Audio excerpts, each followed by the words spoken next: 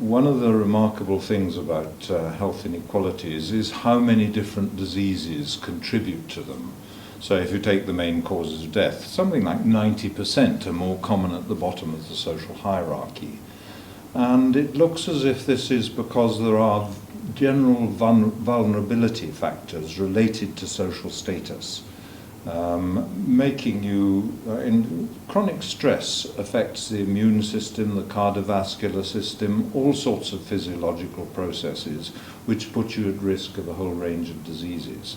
And when you look at what are the main causes of chronic stress in rich populations, in the populations of the developed world, you find that the important ones are low social status, whether or not people have friends, good social networks, and the quality of early childhood. And one of the things you see in interactions with the medical profession is what's known as white coat hypertension. You know, when people are confronted with a higher status doctor, their blood pressure goes up, and we find that is a status effect.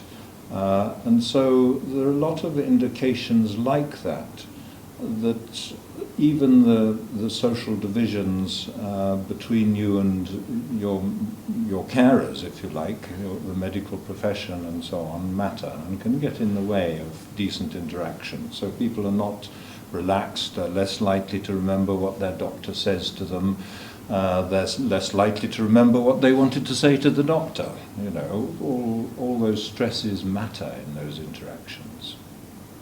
The research we've done is really looking at the effects of larger or smaller income differences between rich and poor in different countries.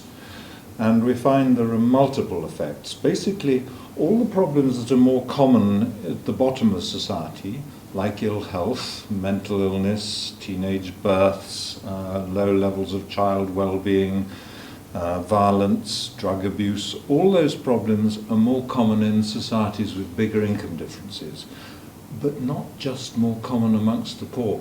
They become more common amongst the whole society because inequality affects the social fabric. It damages social cohesion, it damages the quality of social relations. People feel they can't trust each other anymore.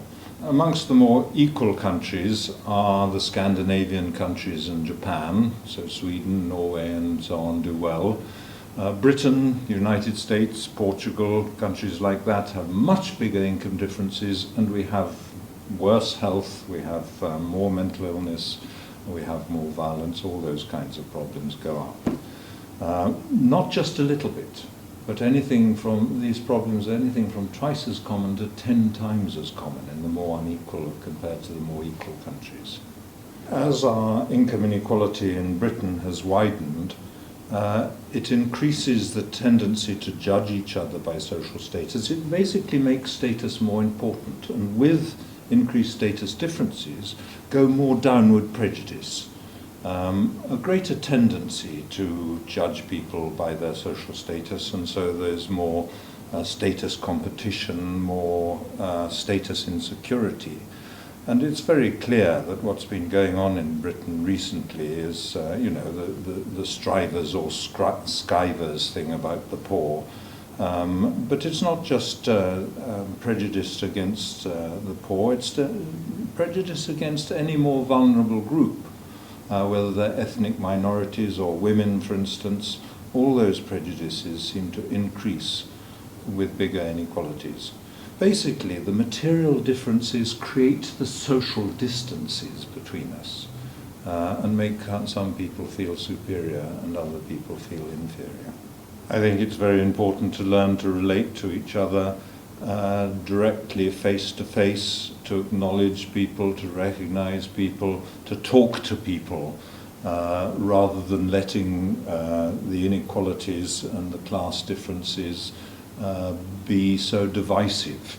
And people have always known that inequality is socially divisive, and basically the figures we've looked at show that intuition about inequality and social divisions is truer than we ever recognized.